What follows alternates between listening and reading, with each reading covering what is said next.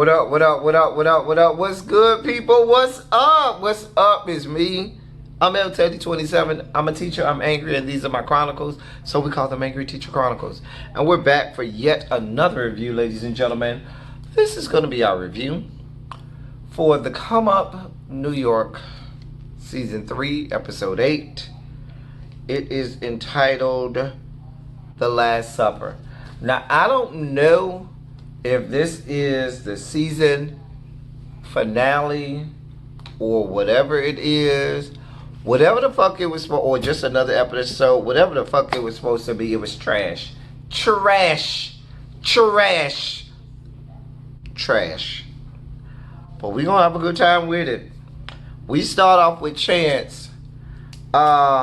He's in the studio, or in his living room, or excuse me, not his living room, someone else's living room, God, recording with his phone.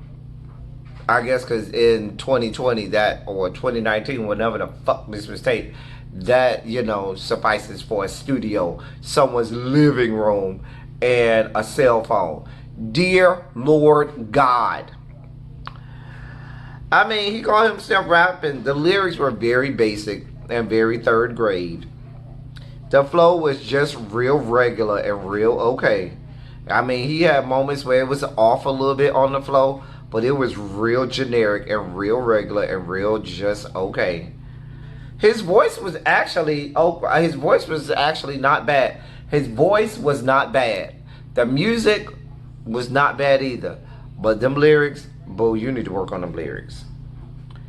And you need to work on your flow. Anyway, moving on. His best friend Sam shows up. So if you are truly in the middle of a studio performance and your best friend comes in, why was he able to infiltrate and just completely stop all recording that was taking place? You were supposed to say, maybe I would give you pause for a moment. Hey boo, hey, how you doing? Give me a second, just have a seat. Let me finish my recording and I'll be with you in just a moment. And keep it moving. That didn't happen unless production failed us on this. That did not happen.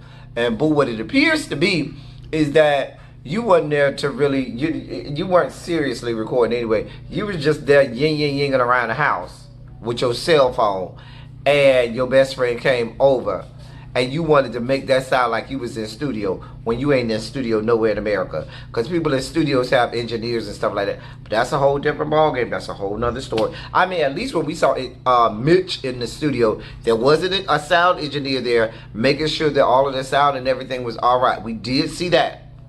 We didn't see none of that with that. Bitch, we saw you on your raggedy ass cell phone. Anyway, moving on. Child. Then your best friend proceeded to drag you more than I can ever drag you. See, I don't need to drag you, Chance. Your own fucking quote-unquote best friend drug you for everything you was worth. Basically said, how the fuck you call yourself going to Atlanta to find a friend? I thought I was supposed to be your goddamn friend. Then he said, I only came to this studio because, I only came to this session because I ain't never seen you work nowhere in America. I ain't never seen you fry chicken. I ain't never seen you drop no fries in the grease. I ain't never seen you put a letter in the mail. I ain't never seen you mop a floor, sweep a rug. I ain't never seen your monkey ass do a goddamn thing. You ain't got no come up nowhere in America. Nowhere in America. Your own best friend said you won't have no come up nowhere in America. So how the fuck are you mad with the rest of us with viewing eyes that can see that you don't have a come up nowhere in America when your own best friend read you into the ground? Into the ground. That's your best friend. You profess that to be your best friend. He said you ain't got no come up nowhere in America. Basically, bitch, you ain't shit. And these are your friends saying, bitch, you ain't shit. You're homeless. You're unemployed. Bitch, why are you on my why are we watching you? Unless this is some, you know, documentary, or unless this is some piece, some journalistic piece where people are trying to win a Peabody Award or a Pulitzer Award or something like that, where they are chronicling the homeless, the destitute, the the derelicts of society and things like that, and you play a prominent piece in that piece, I don't understand the whole purpose of you being on this platform. But make that make sense for me, because I don't even understand it. Make it make sense. Whatever. Chance then goes on to say he's still got beef with Mitch. Bitch, let it go. Listen, let me help y'all understand something. We have said this earlier. Mitch has got to have life-giving dick.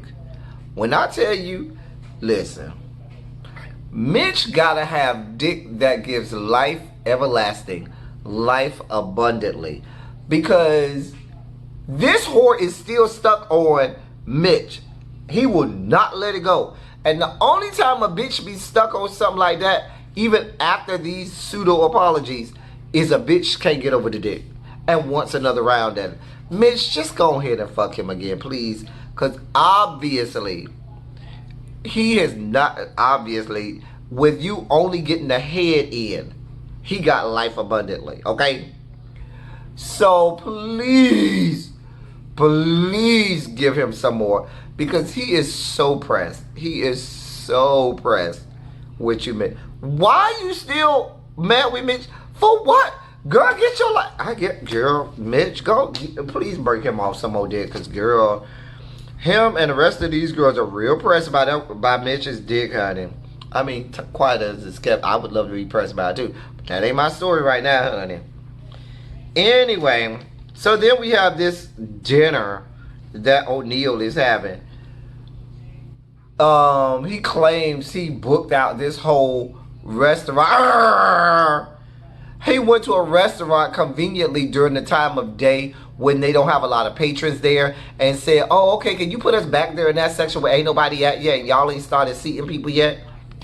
That's really what that was. Because if you expect me to believe that your broke ass, your no having job ass have enough money to book out a whole section of a restaurant, bitch, you're reaching. You ain't even got enough motherfucking money to fix your motherfucking hairdo. Your motherfucking haircut ain't even fixed. And you expect me to believe that you got enough motherfucking money to be renting a whole size of a restaurant? Girl, you're reaching. Girl, your fashions that's quote unquote labeled. You went over there. What's the street over there in New York? They go, is it Canal Street, China Street? One of them streets you can go and get the little knockoffs that have the labels, that have, you know, that look like it's real, but it's really fake. Girl, we know you be down there. My clandestine informants have already, in New York, have already told me that they seen you over there shopping, girl. Let it go, honey. You and your little knockoffs you got over there professing to be the real deal. Girl, nobody believes you. Nobody. Anyway, so Roy Ray Dronda, Roy Ray Dronda was there first, and then Chance came, and then O'Neal and Spanky came, and then inevitably Mitch came, and that's all the people that was there. The other people on the show probably knew better than to be on the same screen as a raggedy ass, broke down ass motherfucker like O'Neal. Mitch, I see, you know, I don't have no problem with Mitch, but I don't understand why, Mitch, you even denigrated yourself to even be in the same room with the likes of an O'Neal, who is life's destitute, okay? That's what he is. I don't even understand that shit, but we gonna keep it moving. O'Neal then confronts Mitch about some comments on Twitter, and Mitch basically gave it back to him. Basically, let me paraphrase for you, O'Neal. Bitch, he said you're flopulous. Say it with me. Flopulous. Flopulous. You're a flop, and you claim, you profess that you're so fabulous, and so you're flopulous. Because everything you do, everything you're around, and everything you touch is flops. That's why you're on this show. Because it's a fucking flop.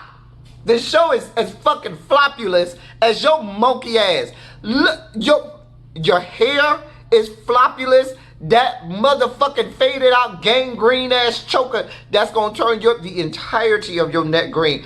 Girl, you need to get that looked at. Green choker that you got on is a flop. All of these quote unquote fashions you be having on, flops. We still don't know that you have a job or career anywhere across the fruited plains. What do you do? What is your purpose? Why are you here?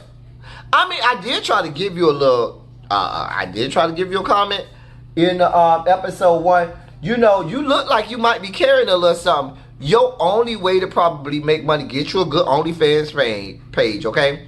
Go into the porn industry, bust a few chicks down, and baby, you can make you some money that way. But you professing to be selling eyelashes, we're not buying it. Shades, them shits was ugly. Styling what? Styling what? The rats and roaches running around the greatest city of New York? Girl, we ain't buying it. You might be working with a little something downstairs. Go ahead and make you a little OnlyFans or just for fans, Connect Pal, whatever it is. Maybe that's going to be your claim to fame. We already see that you're not that bright in the head, so don't try and go into any industry that requires you to use your brain, boo. Nothing that requires any amount of intellect do you need to go into. So I'm just helping you out because there's money on the floor to be made for everybody. Girl, you know, you're an OnlyFans, either you getting bust down or you busting somebody else down.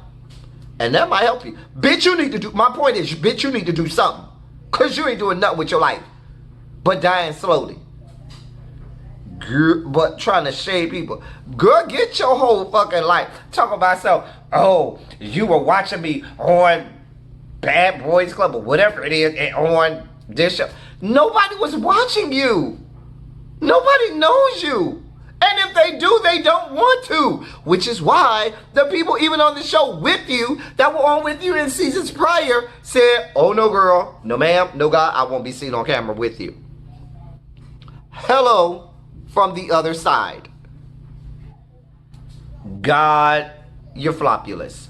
Flopulous. A mess. A fucking mess. You...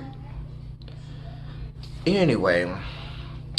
Then, O'Neal, see, this is how I know you have not amassed any amount of intellect, okay? Then, this whore had the unmitigated gall to unsheath from his vocal cords, to let roll off his tongue, that out of Justin and Mitch, who were both new to the show, Mitch was doing it the right way. I'm sorry, not Mitch. Justin, Roid Rage Rhonda was doing it the right way. And Mitch wasn't. In what alternate ass bizarro world are you living in? The same bizarro world where you seem to think that you've made it. And you've arrived. And you're someone to be lauded and heralded and looked up to. What bizarre world are you living in? What delusions of grandeur must you all be perpetually in a state of? Delusions of grandeur.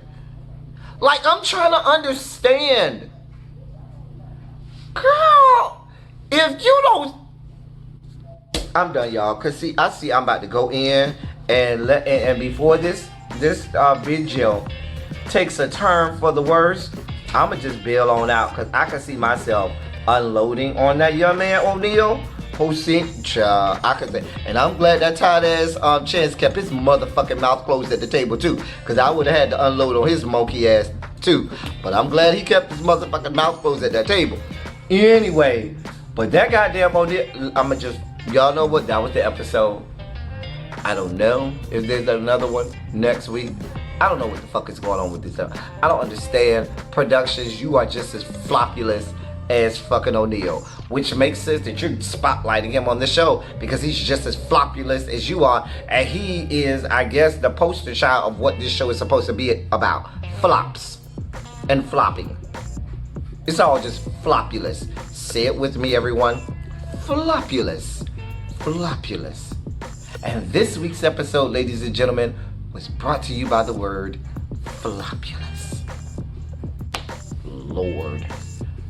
Until next time, in my next review, whenever that shall be, I'm El Teddy 27, and these are my chronicles of an angry teacher. It's been real. It's been great. Thank y'all for coming. Y'all drive safely. I'm out of here.